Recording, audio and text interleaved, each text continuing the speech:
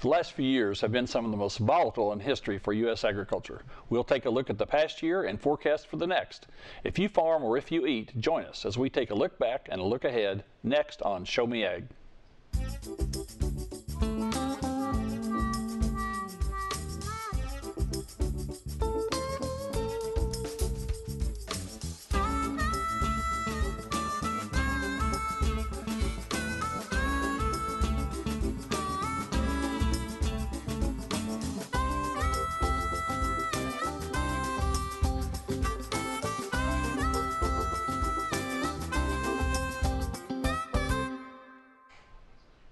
Welcome to Show Me Ag. I'm your host, Kyle Vickers. Uncertainty has always been a part of agriculture, but maybe now more than ever. Global economics are making things extremely volatile, with grain prices collapsing and livestock setting record highs. To explain what's going on in the market, we have with us an authority on agricultural economics, Peter Zimmel from the Food and Agriculture Policy Institute, commonly known as FAPRI. He and his associates track worldwide agriculture trends for the U.S. government and private business, and we have some questions about where things are headed. Peter, thanks for joining us. My pleasure. Before we get into that, let's talk about your background a little bit. I understand you're a transplant to Missouri. Yes, sir. Grew up in Texas, went to school at Texas A&M, actually got an undergraduate in computer science, and then a master's in ag econ. And came into FAPRI. Tell us a little bit about FAPRI in general, internationally known for ag research and forecasting. Yeah, for over 30 years now, we've kind of been the objective number crunchers for Congress. We do projections of prices, things like that for ag, but we also do analysis of farm issues for the Congress. I know you did a lot of analysis about the Farm Bill as it was going through the whole lengthy process, and there was a new Farm Bill written a few years ago, which farmers just now have had to make some really tough decisions about. Can you talk to us a little bit about how that's going to work? Sure. The Farm Bill was passed in February of 2014. President signed it into law, and it changes the way farm programs work for producers. It's no longer a fixed or guaranteed payment to producers. It's intended as a safety net. So when times are bad, whether that be just prices or price and yield, some combination, then there's help there for the producer. I know we were getting a direct payment, and really it was based on a past history. It had nothing to do with what we were planning. This is quite a bit of a change, as far as I can remember, way back into the history of the farm legislation and farm support. This is the first time we've had this kind of a program. Yeah, these are, like I said, it's intended as a safety net. So if times are not bad, then there's no help for the producers because they don't need it.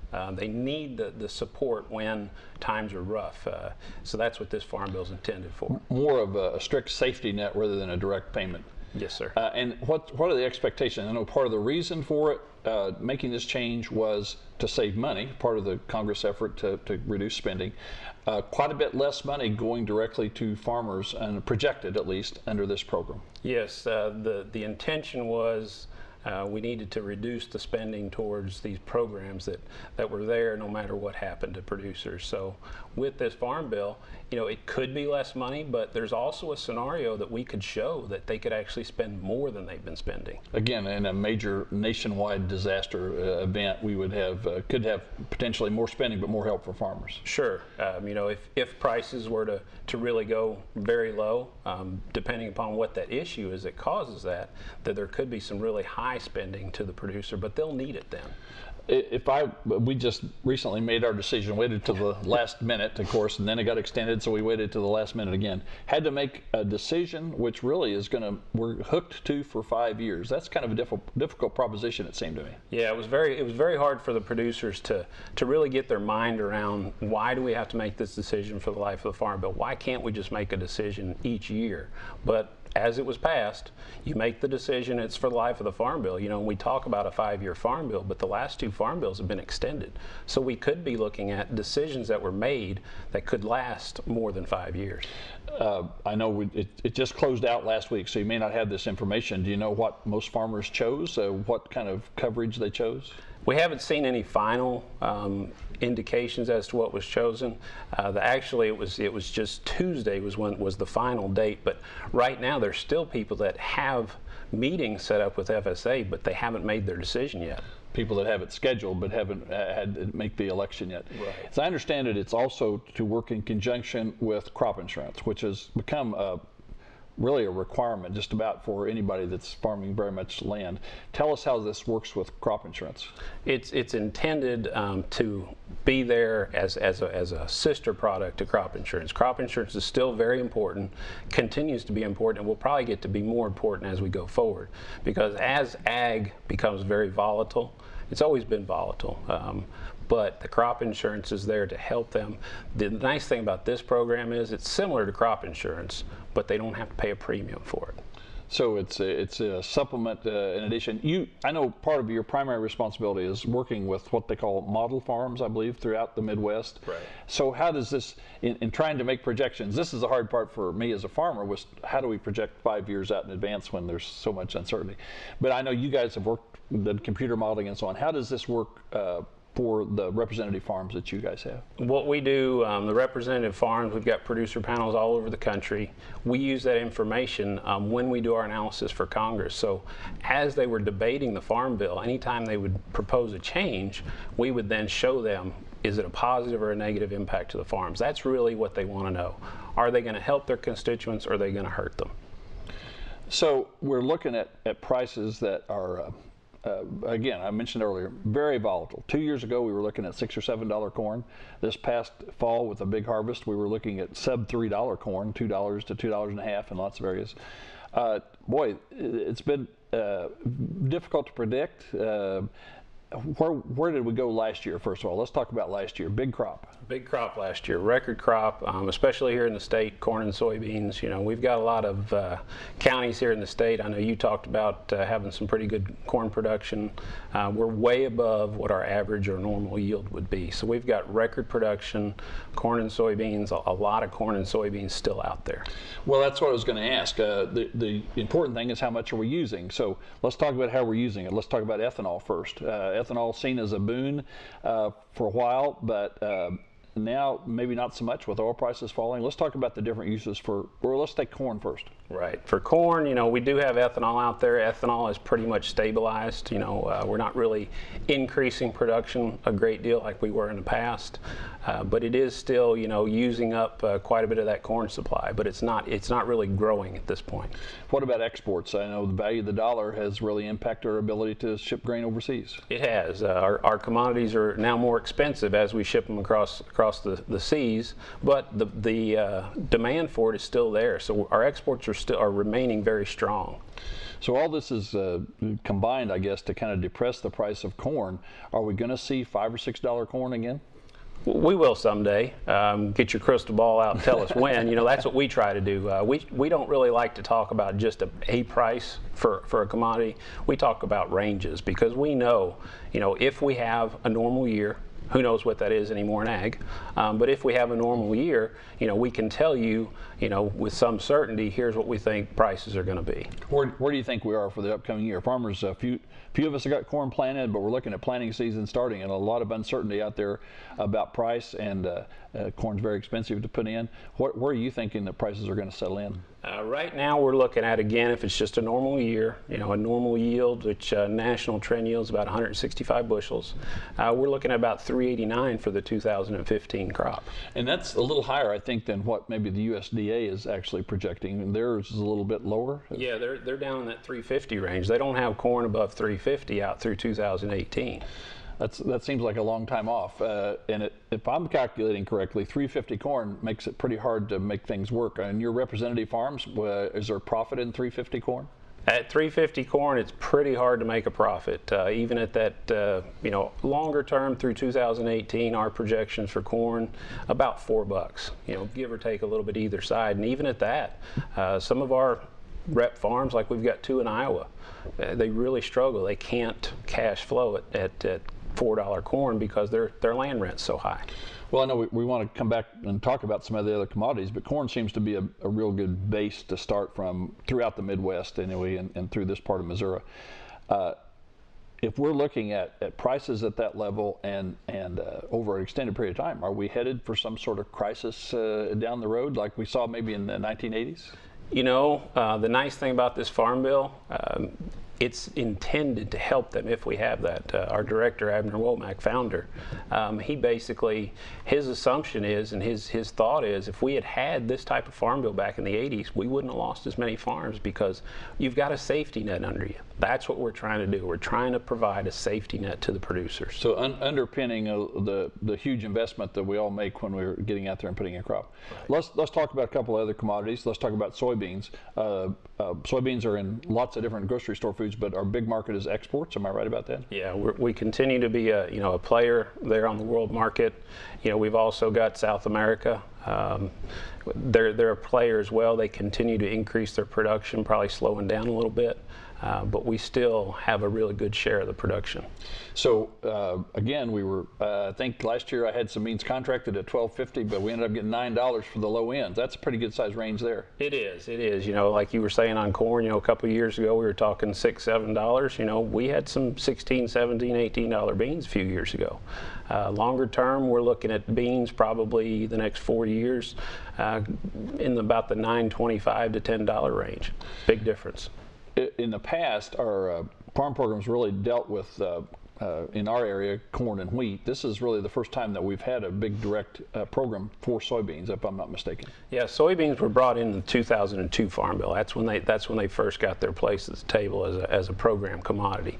So they've been around for a little while, but they've become more and more popular, not only here but throughout the rest of the Midwest. Biggest crop in Missouri, I believe, isn't it? Yes, soybeans. It is. What about wheat? We don't grow as much as some of the states like Kansas, but there's still sizable wheat acreage in Missouri. Where are we looking at on wheat? Longer term on wheat, we're looking down in that low to mid $5 range throughout 2018. And that the Farm Bill has a reference price for wheat at $5.50. So if that price drops below that $5.50 for the marketing year, and you're in this particular program, that's when you get a payment. So there might be more help there if the price does continue to fall. As I understand it, wheat is something that's grown almost all over the world, unlike maybe corn and soybeans. And there is worldwide supplies of wheat are pretty strong. Yes, they are. I mean, worldwide supplies of most of our commodities right now are really strong, and that's part of what we're dealing with. We're not just we're here talking about Show Me Ag today, but it's a world market. We don't just worry about what happens in Missouri or the U.S., but we have to worry about what happens throughout the world. We've talked about low prices for these things. We'll talk about a bright spot a little bit, and that's the cattle market. This is, of course, Western Missouri is a mecca for cow and calf producers, and the prices have been very strong there. They have. It's a great time to be a producer on the cow-calf side. We like to say if you had a time machine, go back a few years and buy all the cows you can. That'd be a great way to invest your money. But no, it's a great time to be in the cow business. You don't want to be getting in right now. It's a little expensive to get in, but we're looking at probably another year or two of strong prices before supplies start to build back up and we start to see a downturn. What can cause? Back in the day, Glenn Grimes, who's still around, I think, told us that the #1 impact on cattle prices was consumer incomes. As the economy improves, can consumers afford to buy beef at these prices? It's tough. We're really surprised that demand has stayed as well as it has, because you go to the grocery store and it costs you a lot to buy a steak. But as the supplies come up, the price will come down, and that may help us with our demand side. You mentioned just a couple of years, but it takes a long time to build a cow herd, to build the numbers up. If I understand, we're maybe historically low numbers on the cattle market. How long is it going to take to build that back up and get the numbers back up where they were? Yeah, it's going to take quite a few years. Like I said, we're probably looking at next year, 2016, maybe starting to build the herd back up. We've got strong conditions here in Missouri, but you go out west where there's a lot of cattle, they still don't have pasture. Still very dry. Still very dry. They're still hurting from years of drought, not just 1 year drought. We had a terrible drought in 2012, but you go out west, you've got states that have had year after year of drought, and it's going to take a while. It takes a while to build a cow herd, but it also takes a while to build that pasture back. Well, and you look what's happening in California, and you look at the aquifer in places. Are we long term going to run ourselves out of the ability to grow the food we need? Well, I hope not. The American farmer has been resilient. They continue to do really good things in producing a stable, inexpensive food supply for us. Out west, the whole water issue, When I go out and talk to our producers out there on our panels, they are amazed that we don't have those issues back here in the Midwest. Water is a valuable resource. Well, I think California produces 25% of our total groceries, and they're in extreme drought, and 80% of their water goes to agriculture. Those are pretty scary numbers. They are. You know, record drought out there. You know, the snowpack up in the Sierras is where they get most of their water from. I think it's the lowest that they've recorded this time of the year. Do we need to have concerns about supply of food? I think obviously in other parts of the world they do. We've been very fortunate here in the United States. Should we be long-term nervous about our food supply? Well, I think we're always going to be a little nervous, but again, we've got measures in place that will help the producer to stay viable and to become, you know, long-term producers of food. Let's go back and talking about these prices. One of the big things here, and you mentioned your Iowa farms where they're paying extremely high cash rent. Cash rents and land prices have been historically very high over the past couple of years. Can you give us any heads up on those issues? Yeah, you know, we continue from an economic standpoint to wonder, you know, when's the bubble going to break? But we're still not hearing or seeing that bubble breaking much. We really think it's going to first show up in the cash rent before the land values will come down. And we've heard a little bit of grumblings of some cash rents coming down, but not really across the board yet. And so land prices are in Missouri crazy prices by historical standards. Sure. Are you seeing any decline there? Not really seeing much decline in good, you know, good ag land. Some of the more marginal areas, yes, we are. But what we're really seeing is not as much of that land changing hands. Of course, cash rent or land cost is a big input cost, but what about input costs? Seed corn in particular is a shock to me every year. What about input costs? Do you guys track the input costs for farmers? We do. What we're seeing right now is across the board, total cost down a little bit, and that's due to two things. It's due to fuel, and it's due to sorry, I lost my mind there. Well, two things you said: fuel and probably fertilizer. Fuel and feed. And fuel and feed costs are down. Yeah, grain prices are going down. Yep. So that's what's really driving the overall cost going down on the farm is the fuel and feed being lower. But longer term, that'll come back up, and so longer term we see input costs continue to increase. I may be getting you outside of your sphere here, but let's talk about fuel prices a minute. I just paid $2.07 for gas. I know you track it for agricultural purposes, but fuel costs, oil costs, all those things are quite a bit depressed over where they were. They are. It's something that you know, we continue to track. Longer term, we see it going back up, but right now there's really not a whole lot of reason for that to stay down where it is, other than there's a global supply that's up. So we've got more oil than what we need right now, so we continue to keep that price down. And U.S. production has been very strong. U.S. production has been really strong. And fertilizer, that's another thing that worries me a little bit. I'm getting older, I guess, and I worry more than I used to. But when you look at some of the fertilizer supplies are in pretty tight hands, particularly I think potash. The things that are crucial for our production are in pretty tight hands and maybe in foreign countries. Can you tell me a little bit about that? Yeah, that's one of the things, you know, we really thought, we always used to say that fuel price would drive fertilizer price. We've got fuel price down, but we really haven't seen it come down in the fertilizer markets yet, and some of that's because of that control overseas, like you said. What about, you know, 5-6 years ago, we went through a really tough economic time, and we're just now coming out of it. I know you guys track some macro trends because that's important in agriculture. Do we feel pretty confident that the overall economy is stronger and getting better and going to continue to get better? Yeah, I'd say, you know, overall it's stronger. Is it really where we want it to be yet? Probably not. It's still on a little shaky ground. One of the reasons we think we haven't seen interest rates drive up yet is because of that. We're still not quite where the Fed wants us to be. Well, you just mentioned another input cost that worries me is interest rates, where we've had really by my lifetime historically low prices right in here. Do you expect those to get sharply higher? I wouldn't say sharply higher shorter term, but you know, like we always tell everybody, as low as they are, there's really no place for them to go but up.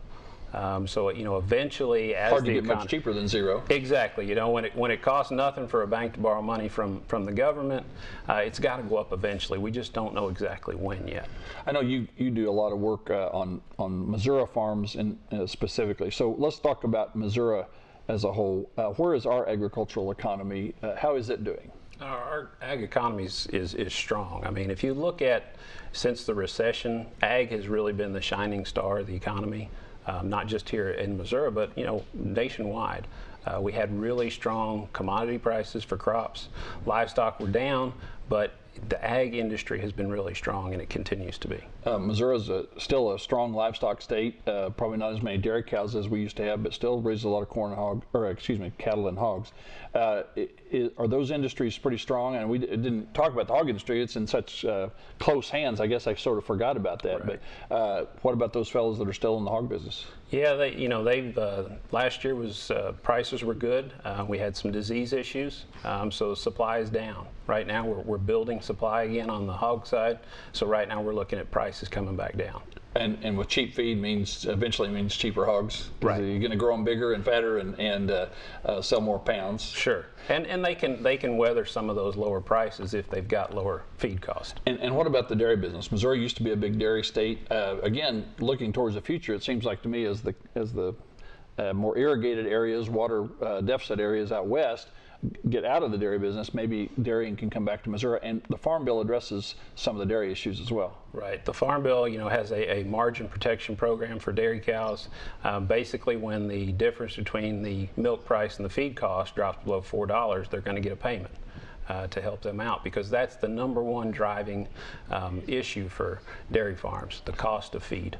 And is that, again, as we talked about the regular farm programs on the commodities, there's something in Missouri where Missouri is going to actually supplement the cost of some of that insurance, I believe? That's a new program. That's a state program that they're working through down in Jeff City. I'm not sure that that's finished yet, but not a done deal. Not a done deal, but I think it's got a real strong movement behind it. So basically, what's going to happen is the state is going to pay some of those premiums that the dairy farmers would have to pay to have this protection. So can you give us a kind of a comparison? A long time ago, we had lots of dairy cows in Missouri, but much lower numbers. Can you give us any insight on that? Yeah, we lost a lot of that, moved out west, and like you said, some of that now is maybe moving back closer to home, but we still have pretty strong, large-scale dairy farms out west. What we've got here in Missouri now is we've got a really strong grazing dairy industry down in the southwest part of the state, and that's really come on. You've got a son. I've got 3 boys. What's the chances for a young person trying to start farming in today's environment? It'd be tough. You really couldn't, in my mind, go out there and just start from scratch. You got to either have some help or you need to go to work for somebody. Both good pathways that have been for 100 years, Right. Good ways to get started in farming, starting to work. Is there anything in particular that an enterprise or anything that you could see would be a real opportunity for a young man or young woman? Sure. There's some of the more high valued, some of the fruit and the vegetables, some things that people are growing in high tunnels. A lot of beginning farmers, smaller scale, are doing something like that, but being diversified. We used to say that was one of the strengths. We were a diversified ag here in Missouri. We need to continue to be that way. And as you get into it, you've got both crops and cattle. When one's down, typically the other one's going to be up. So you need that back and forth to make it go. One enterprise, we've done a couple of shows about sheep and goats, and I know you have a few goats. That's been a pretty explosive industry here in Missouri too, hasn't it? It has. In various kinds of sheep and goats. It has. We've got some meat goats that we raise, a small flock there in central Missouri, but there's some pretty big flocks out there. There's a real demand for that type of commodity. Do you guys track those prices at all, or is it just such a small market? It's pretty hard to keep track of that, isn't it? Right, we don't. We stay away from some of those smaller markets. And as I understand it, a lot of the market for those is kind of special specialty programs where they're maybe direct to consumer and that sort of thing? Yeah, it's more of a local market. You know, it's more not so much of a national market, very local. One of the controversies that I wanted to ask you about, as we're going to run low on time, I see all the time people have complaints about GMOs, chemicals. There's a controversy about organics. Do you see those things, those kinds of issues impacting the market significantly? You know, typically, you know, maybe some of the GMO things, because we do raise so much GMO crop, do have some impacts there, but a lot of those are more on the fringe. Does it affect our exports at all that we are a pretty heavy GMO, in the Midwest at least, pretty heavy GMO crops? Does that affect our exports at all? It does affect them some, but you know, as we show, our exports have been really strong, continue to be really strong. So there are parts of the world that don't have those biases against the GMO, and we continue to be strong in those areas. Generally speaking, we're a grain supplier to the world, and they're pretty happy to have it, especially if they can buy it cheap from us, right? Exactly. Thank you very much. These are very difficult issues to deal with, very complicated. We've tried to do it in a short time, so we've zipped over. You guys have resources online and other ways that you get your information out through your website, the University of Missouri. We really appreciate it. This has kind of become an annual event for one of you folks to come by and visit with us, so we really appreciate it. And again, there's lots of resources that are at our disposal through university, so we're glad you're in Missouri. My pleasure to be here, Kyle. Thanks to Mr. Zemmel for being with us tonight and sharing his insights. That's all the time we have for tonight, but before we go, we'd also like to thank you, our viewers, for tuning in to Show Me Ag. Be sure to tune in next time for another look at a topic touching rural Missouri. For everyone here at CAMWest and myself, good night. We're also very interested in what you have to say, so if you have feedback you'd like to share with us, you can email us at showmeag@camos.org or find us on Facebook.